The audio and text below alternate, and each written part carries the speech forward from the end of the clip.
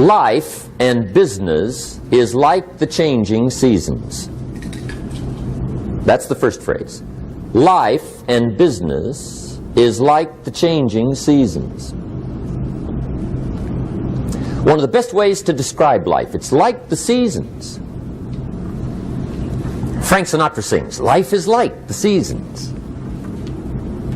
Now here's the second phrase. Very important. You cannot change the seasons, but you can change yourself.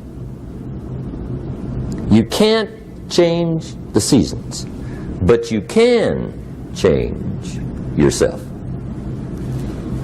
And see, that's how life gets better for you, not by chance, but by change. Now, here's the 4 major lessons in life to learn. I've got my first book finished, came out a couple of weeks ago. This is in it, the 4 major lessons in life to learn. Here they are. Number 1, learn how to handle the winters. That's lesson 1. They come right after falls, with regularity. Some are long and some are short and some are hard and some are easy, but they keep coming. You must learn to handle the nights. They come right after days. You must learn to handle difficulty. It comes right after opportunity. You must learn to handle recessions. They always follow progressions for the last 6,000. See, it isn't going to change. The lesson you must learn is how to handle it. And there's all kinds of winters, right? The winter when you can't figure it out. The winter when it all goes smash. The winter when it turns belly up. The winter when it won't work, when you've run out of money and you've got a broken heart. See, those are winter times. There's all kinds. Economic winters, social winters, personal winters. When your heart is smashed in 1,000 pieces and the nights are unusually long. Your prayers seem to go no higher than your head. It's wintertime. Barbra Streisand sings, "It used to be so natural to talk about forever, but used to be's don't count anymore. They just lay on the floor till we sweep them away.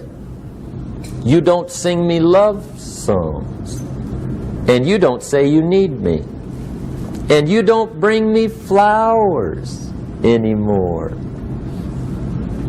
A song of winter. But see, the disappointments come. Those are normal. That's part of life. But the question is, how do you handle it? How do you handle the coming winters and the disappointments and the down times? Well, you can't get rid of January by tearing it off the calendar.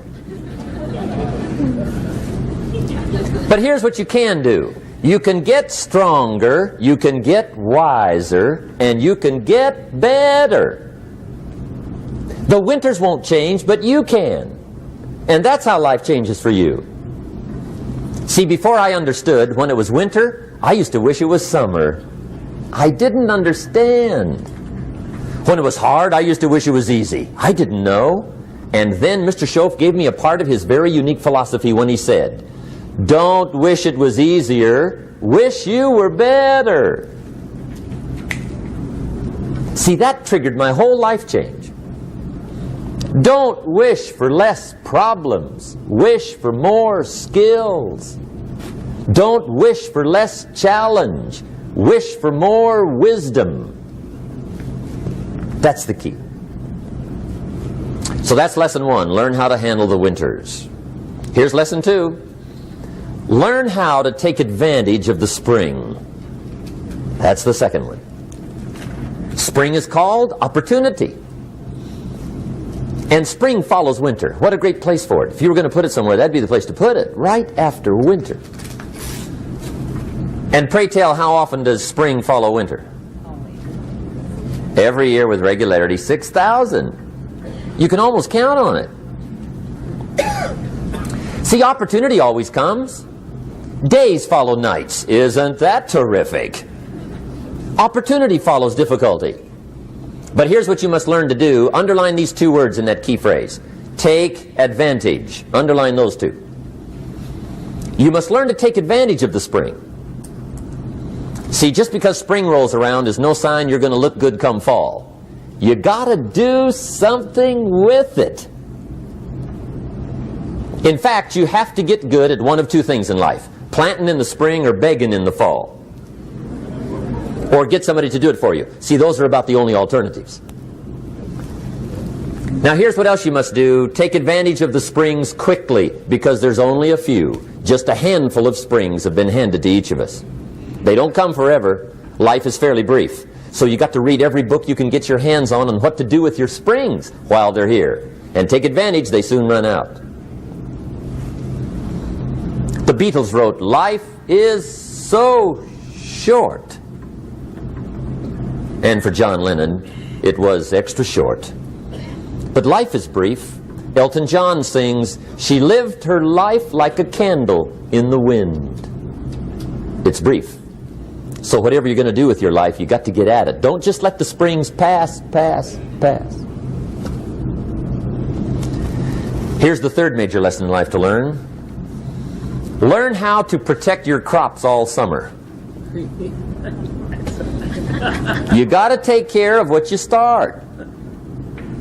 Sure enough, as soon as you've planted your garden in the spring, the busy bugs and the noxious weeds are out to take it. And here's the next bit of truth. They will take it unless you prevent it. And that's the third major skill to learn. You've got to learn to prevent the intruder from taking all the good you start. It's one of the challenges.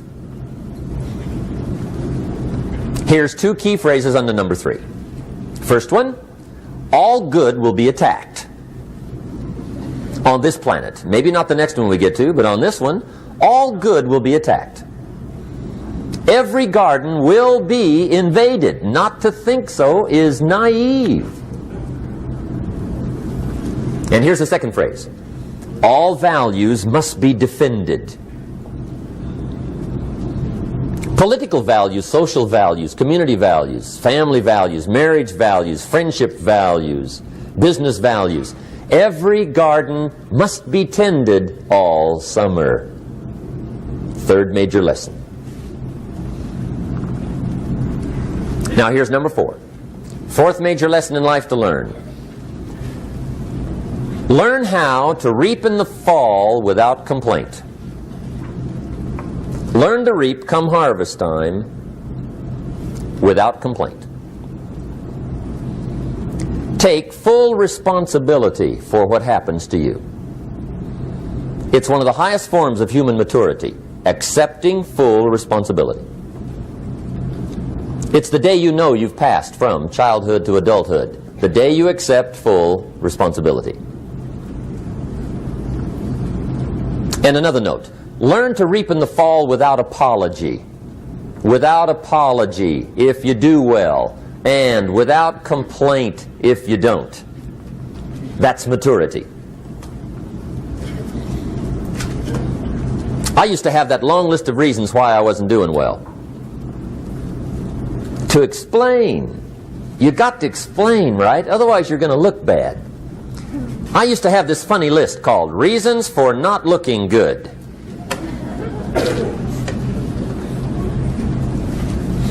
I used to blame the government. I mean, you can believe that or not. It was at the top of my list. I had a lecture second to none. The government. That was on my list. I used to blame taxes. Look what you got left after they take everything. And they expect you to do well. That was on my list there. Prices, that one's easy, right? You walk into the supermarket with $20, come out with a little half bag. So I had that on my list. I used to blame the weather. I blamed the traffic. I used to blame my car. I blamed the manufacturers. I used to blame the company. I blamed company policy. I used to blame the training program. I blame my negative relatives. They were always putting me down. I blame my cynical neighbors. They're just selfish, looking out for themselves. Won't loan you money? They were on my list.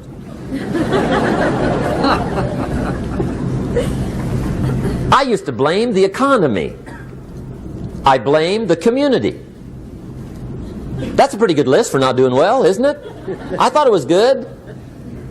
I'll never forget one day, Mr. Schoaf was very kind, but he was also very blunt. And this was no exception. And I'm glad he was blunt. There's a lot of things I'd have missed if he hadn't have been blunt. One day, with sort of a curious look on his face, he said, Jim, just out of curiosity, tell me, how come you haven't done well up until now? Excellent question. I thought, well, so I won't look too bad, I'll go through my list. And this list I just gave you, I put that on him.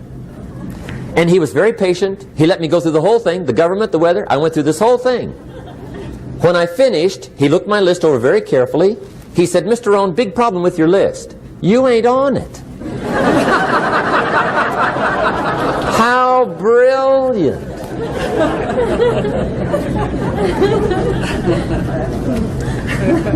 When I went to work for him a few months later, I learned very quickly to tear up my list, reasons for not doing well, and I threw it away.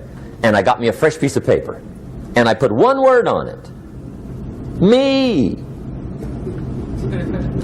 There's a black heritage spiritual that says it's not my mother nor my father, nor my brother nor my sister, but it's me, oh Lord, standing in the need of prayer.